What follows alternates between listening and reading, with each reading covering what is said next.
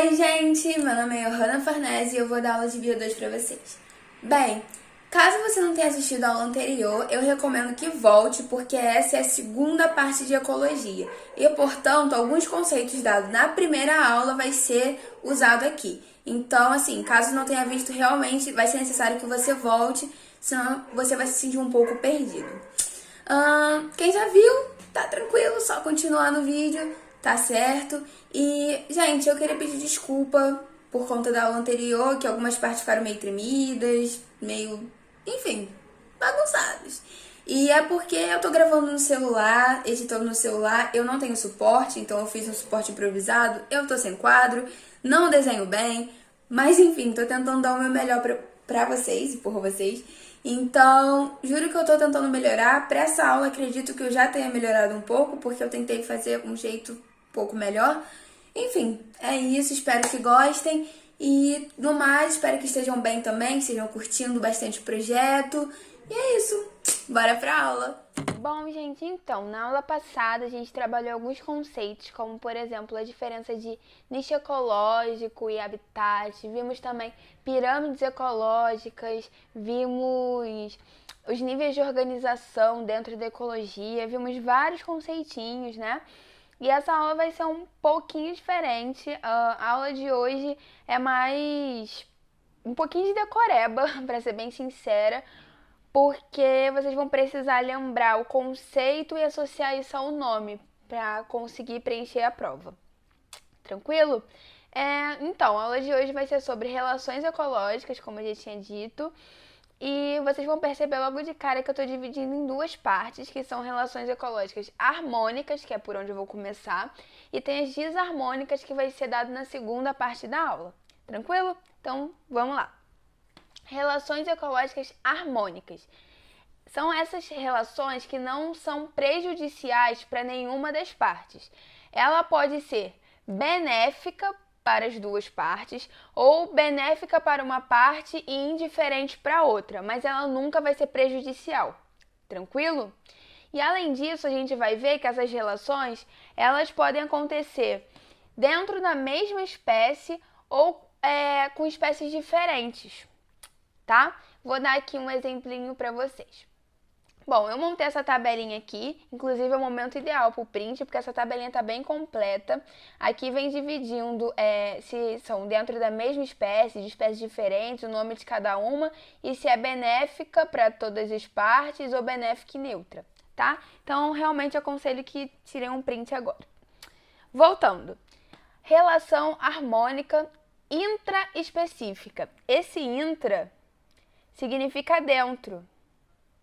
Ou seja, relação harmônica dentro da mesma espécie, dentro da espécie. Então, são relações da mesma espécie. E aí temos exemplos aqui, a colônia e a sociedade, que eu vou explicar daqui a pouquinho. E aí também temos interespecíficas, são de espécies diferentes. Tranquilo? E aí temos mutualismo, protocooperação, comensalismo, equilinismo e forésia.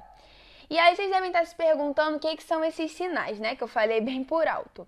O mais significa que a relação é benéfica. Vou botar aqui assim, ó. Tá bom? Já esse zero aqui significa... Ai, meu Deus, onde eu vou escrever? Vou puxar aqui um pouquinho. Que ela é indiferente.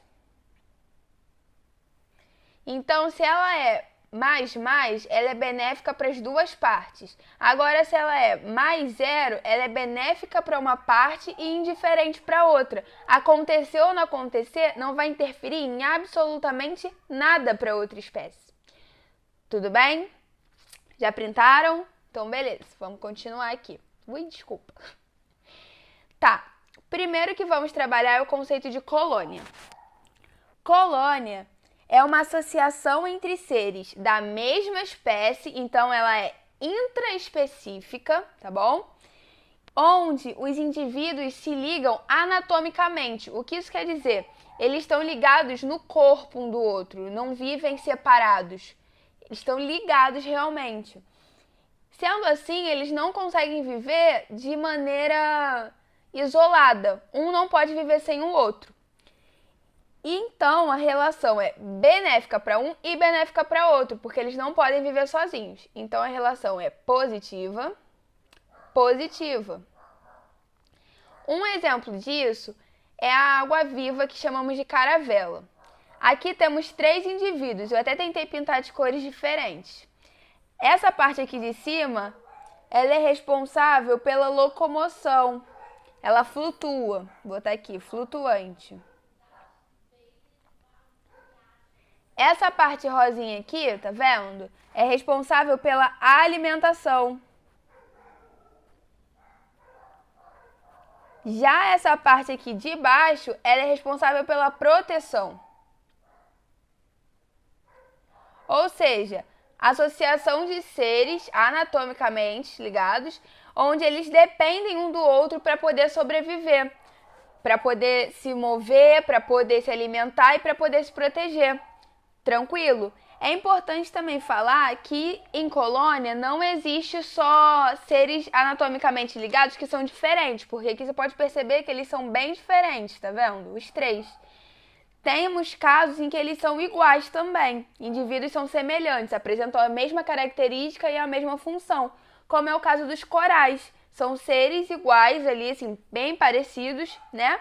Então, podemos ter esses 2 casos. Se os indivíduos forem semelhantes, se chama isomorfas. E se eles forem diferentes, se chama heteromorfas. Mas esses nomes de verdade eu nunca vi caindo em prova, então acho que vocês não precisam quebrar a cabeça para decorar. É realmente só uma observação legal para vocês saberem. Tranquilo? E, gente, eu não estou anotando o conceito de cada um, porque eu vou disponibilizar isso no material de apoio, para não ficar uma aula muito grande, cansativa e eu ficar escrevendo o tempo inteiro. Tá bom? Então, vamos ver aqui o segundo conceito. Bom, continuando, agora a gente vai trabalhar o conceito de sociedade. Já até escrevi aqui em cima para dar uma adiantadinha, tá bom? Sociedade é uma associação entre indivíduos da mesma espécie, então vamos ver se vocês lembram o nome? Isso, intraespecífica. Gente, eu não tô maluca, tá bom? Na minha cabeça vocês responderam para mim. Voltando, uma relação de indivíduos da mesma espécie, ou seja, intraespecífica, onde eles podem viver isoladamente, mas se identificam melhor em coletividade. Eles não têm, como é que se diz? Dependência física um do outro, igual na colônia, que são ligados anatomicamente. Aqui, eles conseguem viver separadamente, bem, mas eles têm um melhor rendimento, vivem melhor, se eles estiverem em conjunto. Exemplos de sociedades: abelhas, formigas, próprio ser humano. Aqui eu desenhei, por exemplo, um médico e um cozinheiro. É importante, a médica, no caso, ela consegue se alimentar sem o cozinheiro, por exemplo, fazer sua própria comida. Assim como, dependendo do ferimento, o cozinheiro também consegue viver sem a médica, consegue se tratar e tudo mais. Porém, para a sociedade como um todo e para eles mesmos, é melhor que eles estejam em conjunto. Entende? Para ter o melhor rendimento. Tem uma divisão de tarefas na sociedade onde todas essas tarefas são igualmente importantes. Pode ser que, sei lá, em algum momento alguma tenha mais protagonismo, maior protagonismo, mas todas são igualmente importantes. Tranquilo? Assim como, por exemplo, no caso das abelhas. Tem a abelha rainha e as operárias. Não é porque a rainha é rainha que ela é mais importante que as outras. Sem as operárias, a colmeia não fica a mesma coisa. Tranquilo? Então, é uma relação benéfica para ambas as partes. Contudo, não é obrigatória. Show? Agora vamos para o mutualismo.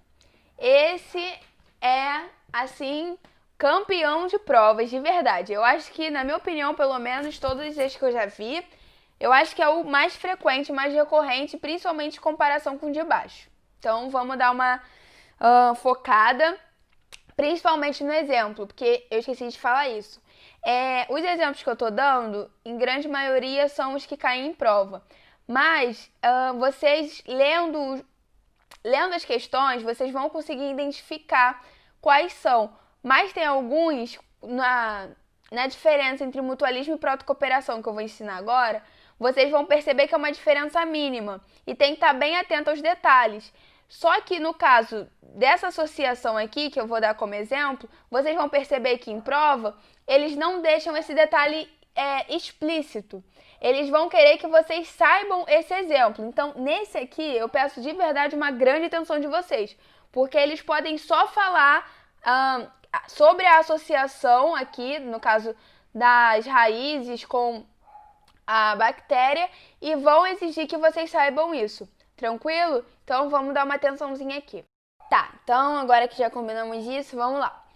Mutualismo é uma relação entre espécies diferentes, então é uma relação interespecífica. Tranquilo? É uma relação benéfica para ambas as partes, até porque, assim como na colônia, as partes não conseguem viver sozinhas. Se elas estiverem separadas, não conseguem sobreviver. Ou seja, mutualismo ocorre quando as espécies envolvidas são beneficiadas e precisam viver juntas para conseguir sobreviver. É obrigatório, elas têm que estar juntas. E o mutualismo também é chamado de simbiose, tá? Tranquilo? Eu vou dar 2 exemplos nessa relação aqui para vocês. Uma tá aqui, a outra eu vou trazer como uma curiosidade, digamos assim, porque pode ser que caia também, é um assunto muito importante. Mas vamos começar aqui. Esse exemplo é entre as leguminosas e as bactérias nitrificantes. Então, o que acontece, gente? No ciclo do nitrogênio, temos plantas leguminosas, que são, por exemplo, feijão, a ervilha. E essas plantas possuem em suas raízes uma bactéria do gênero Rhizobium. E essas bactérias são capazes de fixar o nitrogênio livre no ar. Elas pegam o nitrogênio do ar e fixam ali no solo, trazendo um melhor benefício para as plantas também, que se desenvolvem melhor, e pegando nutrientes e tudo que está aqui e usando para si próprio. Então, é uma relação benéfica para ambas e elas não conseguem sobreviver sozinhas. Então, se vocês verem leguminosas na prova, associando leguminosas a bactérias, vocês já podem ter certeza que é mutualismo, tá bom? Nem sempre eles vão falar que é uma relação, como é que se diz? Obrigatória. Se for nesse caso aqui, eles podem não falar, porque eles entendem que vocês são obrigados a saber disso, tá bom? Então vamos lá. Vou até escrever aqui o nome. Leguminosas. E aqui são bactérias. Então, lembrando, se viu na prova leguminosas e bactérias, vocês já podem ter a certeza de que é mutualismo. Bem, um outro exemplo, gente, é a teoria da endossimbiose, que é um assunto bem recorrente em prova também. E então decidi pincelar ele aqui com vocês, tá bom? Vou dar uma passadinha nele e explicar um pouquinho. É na teoria da endossimbiose que a gente vê o aparecimento da mitocôndria e do cloroplasto. Vamos ver primeiro o que significa endossimbiose. Endo é dentro. Sim significa junto. E bio no caso, né, biose aqui, é vida. Então seria vida junta dentro de algum lugar, que no caso vai ser dentro da célula. Tranquilo? Então, tínhamos um cariotão e uma bactéria. Seres diferentes vivendo isoladamente. Aí isso aqui é o DNA, tá, gente? Só pra vocês entenderem meu desenho. Enfim, esse cariotão produzia 2 ATPs de energia, né? Bem pouquinho, relativamente, porque a gente sabe que consegue produzir hoje em dia. Mas na época era o que ele conseguia. Até que ele fagocitou, ou seja, ingeriu, no caso, comeu a bactéria. E o lisossomo, né, que até hoje não se sabe muito bem o porquê, não digeriu. Então, esse organismo aqui, no caso, continuou bem vivo e inteiro dentro do cariotão. E, na verdade, parou de ser um organismo, né, que era uma bactéria, e começou a ser considerado uma organela, uma parte da célula. Tranquilo? E aí agora, com essa associação, ao invés de produzir 2 ATPs como no início, agora consegue produzir 30 ATPs, mais de 30 ATPs. Teve uma grande evolução aí, não acham? E assim, esse novo cariotão, essa nova linhagem, digamos assim, né?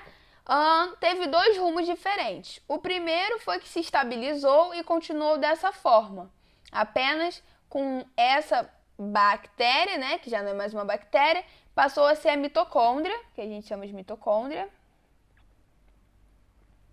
Tá aqui. E são, por exemplo, nessas células aqui, temos em fungos, aí animais, por exemplo. Tranquilo? Mas, não satisfeito, teve uma outra fagocitose para uma outra parte, uma outra linhagem. Fagocitou uma outra bactéria que, nesse caso, conferiu capacidade de realizar fotossíntese, por exemplo, que, nesse caso aqui, é o cloroplasto. Tranquilo? E essas células aqui passaram a ser de plantas e algas, por exemplo. Tranquilo? Então é mais ou menos isso aqui, a endossimbiose. E queria que vocês entendessem isso, porque como eu falei, mutualismo também pode ser chamado de simbiose, e aí eu decidi dar um link aqui entre esses assuntos. Fechou? Já vou voltar para cá, mas antes eu queria explicar o que é a protocooperação. A protocooperação lembra bastante o mutualismo, na verdade, e por isso é muito comum ter pegadinha na prova para você saber se é mutualismo ou protocooperação. Vamos lá. A protocooperação é como se fosse um mutualismo, só que facultativo. Como assim, Johanna?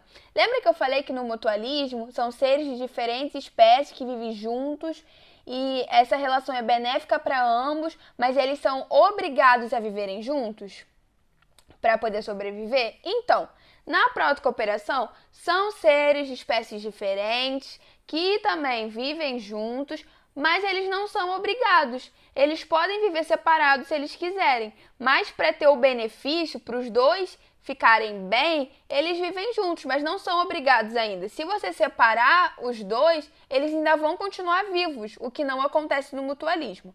Então, é uma relação benéfica para ambos, só que ela não é obrigatória. Essa é a grande diferença. Quando é obrigatória, é mutualismo. Quando ela não é obrigatória, é protocooperação. Tranquilo? Um exemplo disso, aposto que vocês já viram o filme Procurando Nemo. Se você não viu, sinal que você não teve uma boa infância, mas tudo bem. Vamos voltar para a aula, né? Em Procurando Nemo, você vê que o pai do Nemo, assim como o Nemo, eles são peixes palhaços, né? E eles vivem nas anêmonas, que foi o que eu tentei desenhar aqui. Tranquilo? Eles vivem nas anêmonas. Mas eles não são obrigados a viver nela para sobreviver. Eles fazem isso para conseguir uma maior proteção e fugir dos animais maiores, que caçam eles, como aparece no próprio filme. Entenderam? Então, assim, não é obrigatório, mas é benéfico. Então, um exemplo bem clássico de prova é realmente peixe palhaço com a anêmona. Mas também tem um muito clássico, que é o crocodilo africano e a ave palito, que no caso é para poder evitar predadores e tudo, né? Que após se alimentar, os crocodilos abrem a boca, permitindo que as aves palitos façam a sua refeição tranquilamente. Com isso, beneficia o crocodilo, removendo os restos de comida, né? Assim como os vermes encontrados em seus dentes, e para a ave, elas têm uma proteção por um período de tempo. Fechou? Mas agora, voltando para a teoria endossimbiótica, no início a gente percebe que eram seres separados, né? E aí depois eles se uniram e tudo. E no início era uma protocooperação, porque eles conseguiam viver isoladamente. Mas depois essa associação se tornou tão benéfica e tão forte que se tornou mutualismo. Se você tirar agora a mitocôndria do cariotão, por exemplo, da cariota, né? Não vai mais sobreviver. Então, a teoria endossimbiótica é uma relação mutualística, mas no início ela era uma protocooperação. Tranquilo? Então, só para frisar, obrigatório mutualismo, não é obrigatório protocooperação. Vamos para outra parte. Bom, gente, eu vou tratar com vocês agora sobre o comensalismo, que é a primeira relação mais neutra que vamos ver aqui. Fechou? Sobre ele, eu queria fazer uma observaçãozinha. assim que eu acabar de explicar tudo, porque é importante, mas para isso eu tenho que explicar tudinho primeiro. Então, vamos lá. Só falei isso para não me perder. Comensalismo. O comensalismo ocorre quando uma espécie se aproveita dos restos alimentares deixados por outra espécie, sem causar qualquer prejuízo ou benefício. Como eu disse, ela vai ser benéfica para um e indiferente para o outro. Por exemplo, o tubarão e um peixe. Tá? Tubarão e a rêmona, no caso, que é o exemplo mais típico de prova. Nessa relação, a rêmora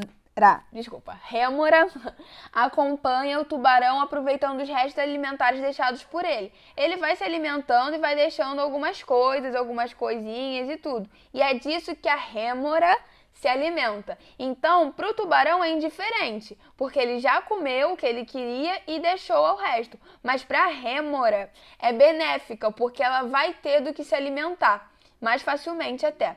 Tranquilo? Fechou? Bem, agora vamos tratar do inquilinismo. Assim como o comensalismo é uma relação positiva para um e totalmente indiferente para o outro. No inquilinismo, é a relação ecológica em que um animal utiliza o outro como abrigo, como esconderijo, para conseguir proteção contra os seus predadores. Um exemplo que eu dei aqui é o pepino do mar e o peixe-agulha. O peixe-agulha, quando perseguido por algum inimigo natural, ele procura o pepino do mar para poder se proteger. Então ele entra no seu ânus, tá bom? Procurando proteção dentro do tubo digestório. Bem esquisito, mas por mais bizarro que isso pareça, é um método de defesa, né, gente? E então ela é benéfica para o peixe-agulha, que consegue a proteção, se esconder e tudo mais, e indiferente para o pepino do mar, porque com ele não acontece nada, nem benefício, nem malefício, é totalmente indiferente. Uma observação é que, se essa relação acontecer entre plantas, recebe o nome de epifitismo. Certas plantas utilizam outras como suporte para obter uma absorção de energia luminosa, sem danificar ou prejudicar. Por exemplo, orquídeas, bromélias e samambaias, né? Elas utilizam uma árvore como suporte, mas elas não causam nenhum malefício para essa árvore. Então, é só realmente para conseguir absorver uma maior energia luminosa. Então, se não tem malefício para a planta, é justamente só para conseguir uma energia, coisa assim, é o inquilinismo. Só que aí, no caso, para a planta, chamamos de epifitismo. Tranquilo? Então, inquilinismo se for para animal, epifitismo se for para planta. Mas se por um acaso, que eu acho muito difícil, mas vai que acontece, né?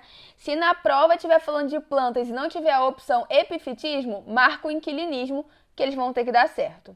Tranquilo? Por último, mas não menos importante, tem a forésia, que é uma relação em que uma espécie utiliza a outra como transporte.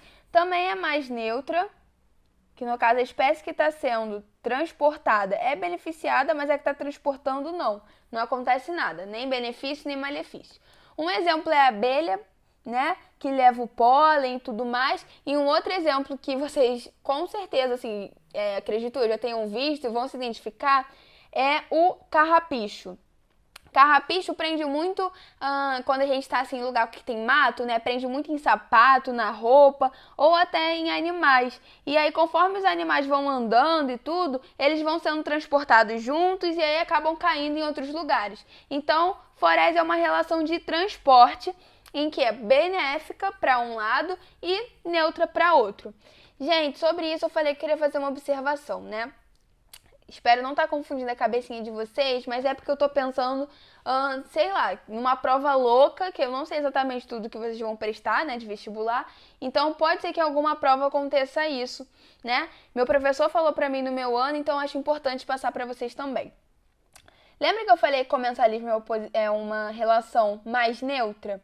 Mas eu falei que o inquilinismo e a forésia também são. O que acontece, gente? Toda relação mais neutra, digamos assim, pode ser chamada também de comensalismo. Os casos mais comuns que acontecem quando tem comensalismo é você relacionar ao da alimentação que eu falei, né? Onde um se alimenta dos restos alimentares de outros. Mas pensa comigo, se tem uma prova falando sobre uma relação positiva para um, indiferente para o outro. E aí nas opções só tem mutualismo, protocooperação, colônia e comensalismo. Mesmo que na descrição da questão esteja falando sobre uma coisa de transporte, a gente sabe que o certo seria ter a letra lá dizendo forésia.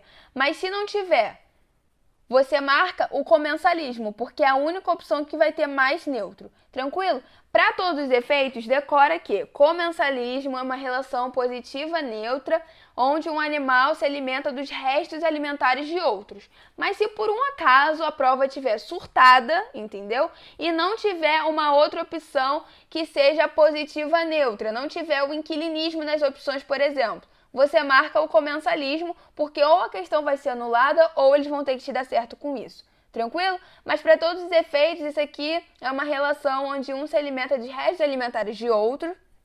Essa aqui é uma relação de estadia, de abrigo, de proteção, e essa aqui de transporte. Fechou? Vamos agora trabalhar as desarmônicas, gente.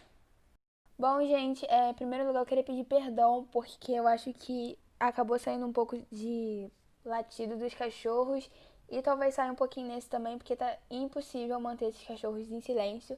Mas enfim. Desculpa. Voltando. Relações desarmônicas. Relações desarmônicas é a relação que é prejudicial para pelo menos uma das partes. Lembra que nas relações harmônicas a gente falou que ela era ou benéfica para as duas, ou benéfica para uma e indiferente para outra? Então, aqui na desarmônica, ela é prejudicial para pelo menos uma. Ela pode ser prejudicial para uma e benéfica para outra, pode ser prejudicial para as duas, ou mesmo prejudicial para uma e indiferente para outra. Tranquilo?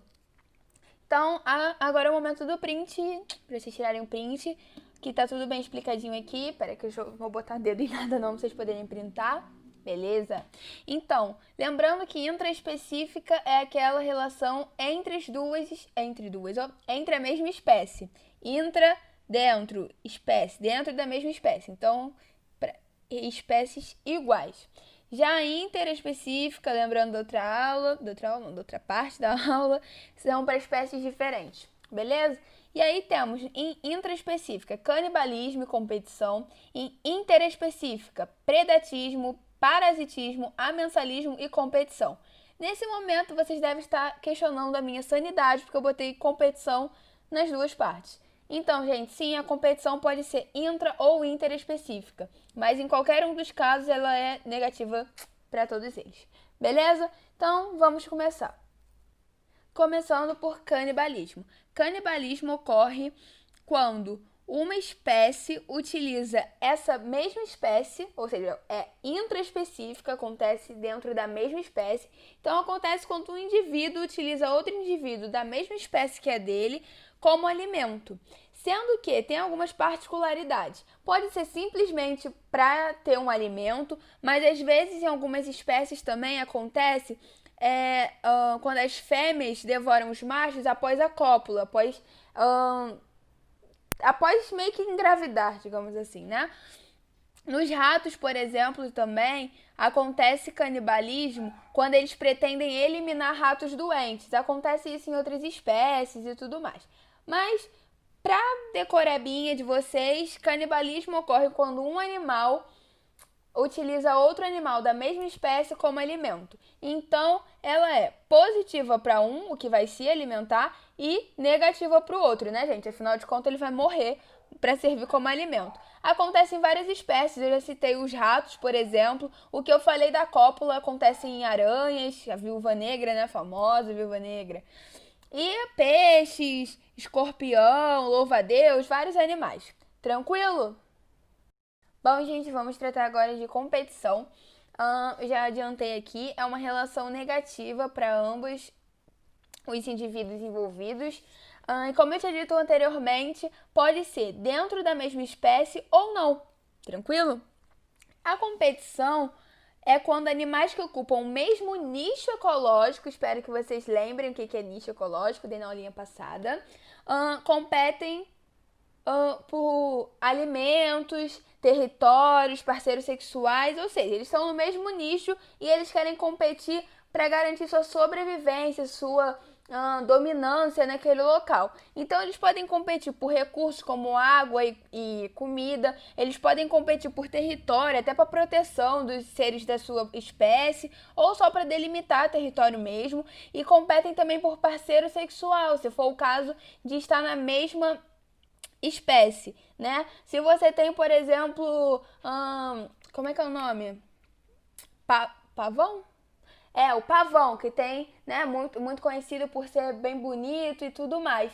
Aquela parte colorida deles é para atrair a fêmea da espécie, ou seja, eles competem por parceiro sexual também. E isso não é benéfico para nenhum deles, porque essa competição acaba sendo desgastante, eles podem morrer, perdem recursos, né? Porque se tem duas pessoas querendo aquela mesma quantidade de água, eles vão lutar por aquilo, tranquilo? Então ela é negativa para todas as partes envolvidas e eles podem competir por esses recursos. Eu não dei exemplos de espécies, gente, porque sinceramente são, tipo assim, muitas mesmo. Os leões, por exemplo, quando querem mostrar que mandam na floresta, tem casos de próprio cachorro dentro de casa, às vezes, quando a gente tem mais de um, né, e a gente tem um e aí vem um outro filhotinho, eles começam a disputar por território, por marcar presença, o pavão, como eu já falei,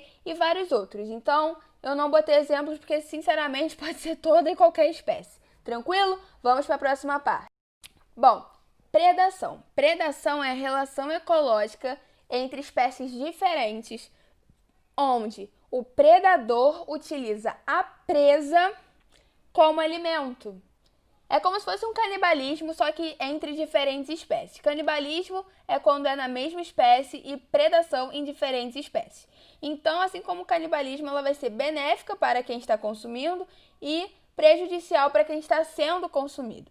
Eu dei o exemplo da cobra com rato, né? Que a cobra se alimenta do rato, ela usa ele como alimento. E falando nisso, também queria dizer que é através da predação, por exemplo, que observamos em uma cadeia alimentar ou teia alimentar a passagem de nível trófico. Tranquilo? Se for um animal herbívoro, por exemplo, né, ele não ingere outro animal, ele utiliza a planta. Então a gente não fala que é predação, fala que é herbivorismo, tá? Mas nunca vi esse termo caindo em prova também não, até porque quase nunca é retratado o herbívoro, normalmente é carnívoro mesmo. Tranquilo? Bom, continuando, agora a gente vai falar de parasitismo. Parasitismo ocorre quando uma espécie, né, o parasita, se beneficia às custas de outra espécie, que no caso seria o hospedeiro. Então, ela vai ser benéfica para um que está parasitando e prejudicial para outro que está sendo parasitado. Tranquilo? Queria dizer que não é só entre animais que isso acontece. Não sei se vocês lembram quando eu falei de inquilinismo, eu frisei bastante a parte do epifitismo, que as plantas não são prejudiciais para outra. Porque se a planta estiver sendo prejudicial, ou seja, pegando seiva bruta, seiva elaborada, enfim, pegando parte da seiva da outra planta, ela para de ser, no caso, a relação para de ser um inquilinismo, um epifitismo e passa a ser parasitismo. Então, se é maléfica, é parasitismo, tanto para animal quanto para planta. E sobre o parasitismo, eu queria frisar que tem dois tipos de parasitas, que são os ectoparasitas, que são parasitas que vivem do lado de fora do nosso corpo, como, por exemplo, pulga, carrapato, tá bom? Foi o que eu tentei desenhar aqui. Então, esses são ectoparasitas. Deixa eu escrever aqui, botar assim, tá? Já o outro tipo, que são, por exemplo, vermes intestinais e tudo, vivem dentro do nosso corpo, são endoparasitas. Lembra quando eu falei de endossimbiose? Eu falei que endo é dentro? Então, exatamente. Endoparasitas, como vermes, por exemplo, e ectoparasitas, que são pulgas, carrapatos, que ficam do lado de fora. Tranquilo? Então, Frisando, parasitismo, uma relação benéfica para um, maléfica para outro, onde o parasita se beneficia às custas do hospedeiro. Fechou? Então, é isso. Vamos para a próxima parte, que é o amensalismo. Bom, gente, agora falando sobre o amensalismo. O amensalismo ele é negativo para um e neutro para outro. Por quê? O amensalismo ocorre quando um organismo é capaz de secretar substâncias que inibem o desenvolvimento e o crescimento de outro organismo. Como assim? Por exemplo, a penicilina, que é um antibiótico, né? E a maré vermelha, que eu anotei aqui porque eu acabei de lembrar desse exemplo. A maré vermelha, por exemplo, né, ocorre porque algas que se proliferam em determinadas épocas liberam toxinas junto com seu pigmento vermelho. Então fica tudo vermelhinho. E esse pigmento é capaz de prejudicar a cadeia alimentar do seu ecossistema. Ou seja, para a alga não está fazendo a menor diferença isso está ou não está sendo secretado. Agora, para o resto da cadeia alimentar está sendo prejudicial. Por isso que ela é negativa e indiferente. Tranquilo? O caso da penicilina é um caso muito comum, visto que é um antibiótico muito recorrente no nosso dia a dia. A penicilina, né, é o caso onde os fungos, penicélios penicélio, gente, consigo pronunciar muito bem outro nome, mas acho que é notato, um negócio assim que se fala. Enfim, quando os fungos produzem substâncias que atuam em antibióticos. Eles atuam como antibióticos, né? Porque tem um efeito fatal para bactérias patogênicas. Tranquilo? E aí, devido ao nome do fungo, né? Penicillium, sei lá das quantas. Tranquilo? Não falo latim, galera. Cobrem isso do José, da Júlia. Tranquilo? Enfim, quando o fungo, ele libera uma substância que é prejudicial para a bactéria. Então, novamente, para o fungo, indiferente que está sendo secretado. Já para a bactéria, é prejudicial. Bom, gente, por último, mas não menos importante, vamos tratar do esclavagismo. O esclavagismo acontece por meio de uma exploração de uma espécie, né, por outra, ou de um indivíduo de uma espécie por outro indivíduo dessa mesma espécie. Ou seja, ela pode ser intra ou interespecífica. O que importa vocês saberem é que ocorre por meio de uma exploração, onde um indivíduo aproxima-se do trabalho do outro para conseguir benefícios. Um exemplo de intraespecífico, ou seja, dentro da mesma espécie, acontece em algumas formigas sanguinárias que atacam outras formigas e capturam as larvas, fornecendo assim alimento e utilizando essas outras formigas para obter alimento. Tranquilo? E um outro exemplo de esclavagismo, nesse caso interespecíficos, acontece entre a formiga e o pulgão, que foi o que eu tentei desenhar. Acredito eu que vocês já tenham visto aquele filme Lucas no Formigueiro. E aquela cena que todo mundo acha fofinha, das formigas fazendo assim, tipo cosquinha nos pulgões. Na verdade, não estão fazendo isso para brincar com eles. É uma forma de exploração, porque eles eliminam, através das fezes, se eu não estou equivocada, eles eliminam açúcar. E as formigas pegam isso e utilizam como alimento. Então, elas ficam fazendo cosquinha, digamos assim, né? Bem entre aspas, porque não é cosquinha, para retirar esse açúcar. Não é de bondade, muito menos de brincadeira. Tranquilo, galera? Então, acho que fechamos a aula de hoje. Eu acho que eu não vou fazer um resumão igual eu fiz na outra aula, porque na outra aula era muito conceitinho, muito nome, realmente muita teoria. A aula de hoje é mais decoreba. Então, não vejo muito como fazer um resumão, porque eu ia ficar falando tudo que eu já falei na aula e ficar uma coisa bem repetitiva. Então, é isso. Espero que vocês tenham gostado, tenha ficado bem explicadinho pra vocês, tá bom? Eu vou disponibilizar novamente o material de apoio, uma lista de exercícios com gabarito comentado. Qualquer dúvida já sabem, só me procurar, mandar e-mail, mensagem no WhatsApp, no Instagram, qualquer lugar. O lugar que vocês quiserem, pode me procurar que eu vou tentar ajudar vocês ao máximo. Tranquilo? Espero que tenham gostado. É isso e uma boa semana para todos vocês.